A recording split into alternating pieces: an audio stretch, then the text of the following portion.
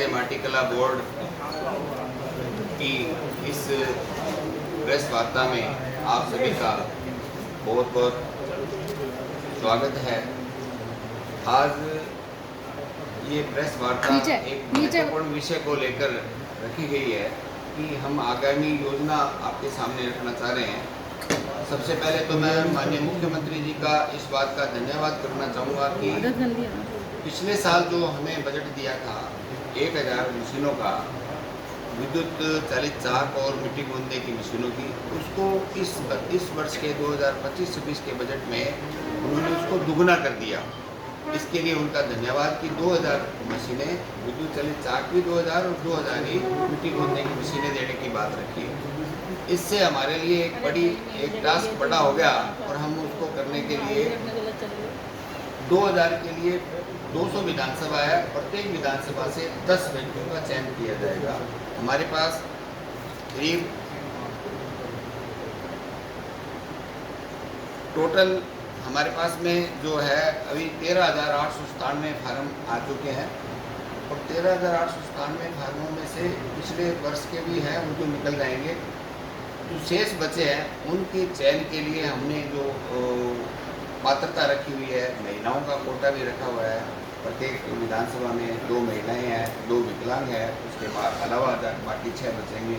उनमें से भी जो पत्थर का चाक पर आज भी काम कर रहे हैं, पहले उनकी प्राथमिकता को चयन और फिर शेष बचेंगे जो जिले के अंदर, उनका लाटरी से भी चयन किया जा सकता है, उनको पता नहीं लगता।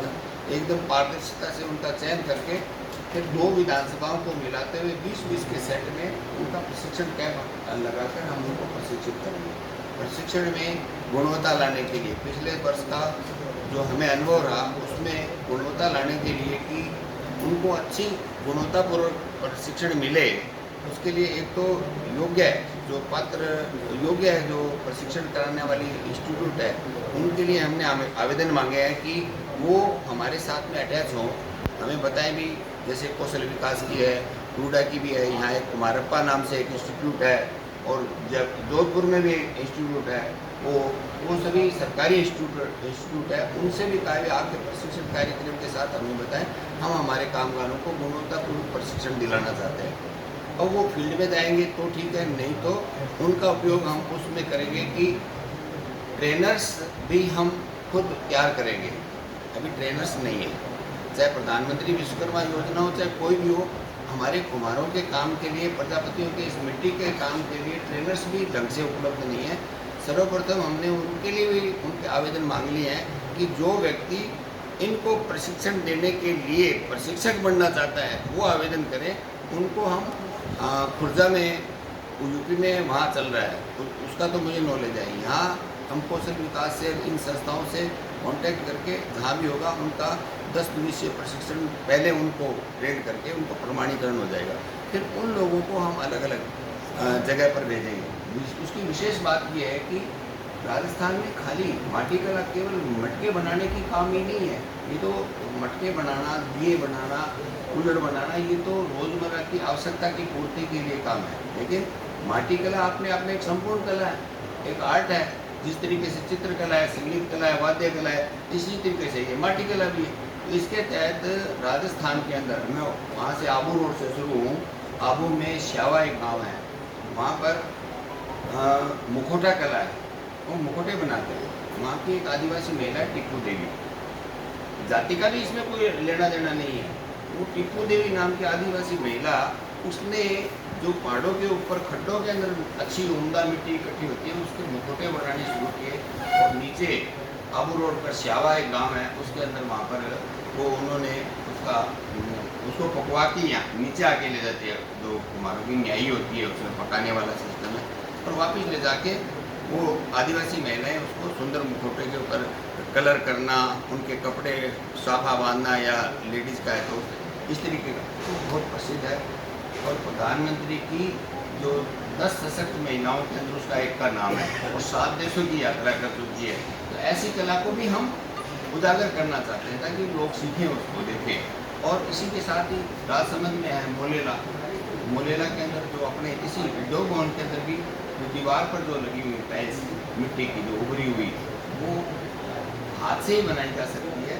और किसी ऐसे नहीं भी उसको आप मशीन से बना सकें। तो वो चीज़ें जो है वो भी इसका एक उद्देश्य है कि जैसे मोलेल आर्ट हो गया, फिर कोकण पोट्री, कोकण के अंदर जो खिलौने बनते हैं उन्होंने अपने आप में जियो टैग उसको मिला हुआ है, वो भी अपने आप में उस मिट्टी की कलाकारी है। उसके बर्तनों के ऊपर आदमी चढ़ते हैं तो नहीं टूटते, जो टूटने वाली समस्या है हमने तो वहाँ देखा भी, ये भी एक समस्या का समाधान है।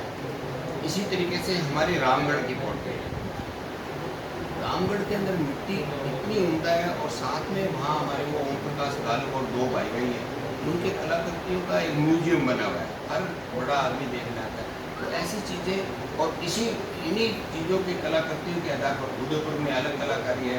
यहाँ अभी एक सापुरा के अंदर एक नायन नाम का गाँव है, वहाँ सुनील नाम का एक बच्चा है, उसने मेरे को कई बार, आ भी नहीं सकता देखिए आप, उसने मेरे को कई बार संपर्क किया व्हाट्सएप पर।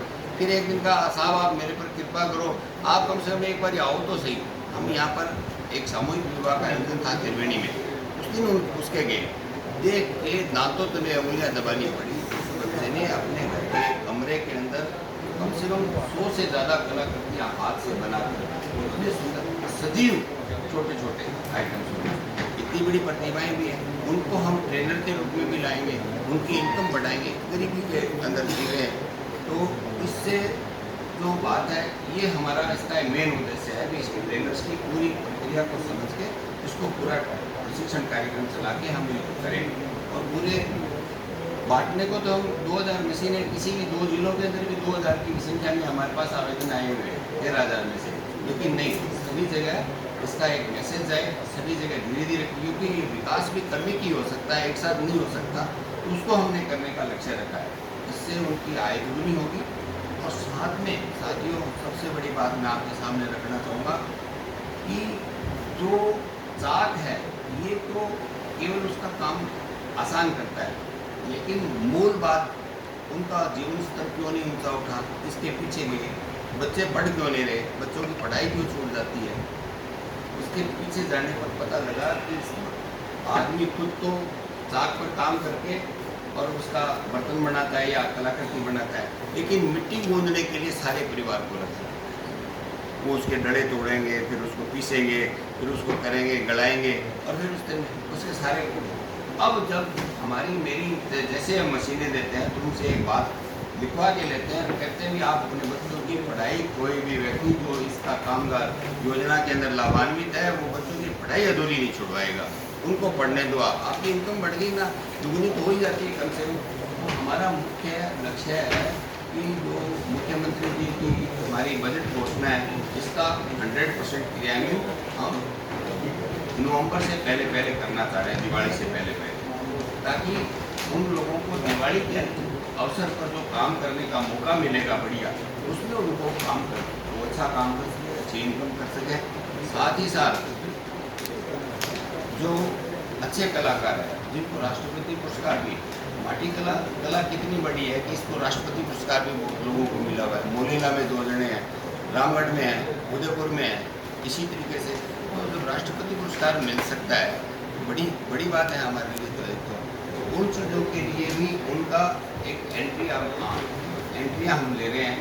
और साथ ही साथ माटी कला बोर्ड भी माटी के लाल नाम से पुरस्कार की योजना बना रहा है। उसके तहत हम जो एंट्री आएंगी उनमें से जिले में कौन अच्छे कलाकार हैं उनको वहीं सम्मानित करने की, और राज्य स्तरीय कार्यक्रम नवंबर दिवाली के आसपास करने का है। उसको यहाँ स्टेट के अंदर हम उनको बुलाएंगे, एंट्री करेंगे, आप लोगों को भी बुलाएंगे, वहाँ सम्मानित करने का भी एक प्रावधान रखते हैं। साथियों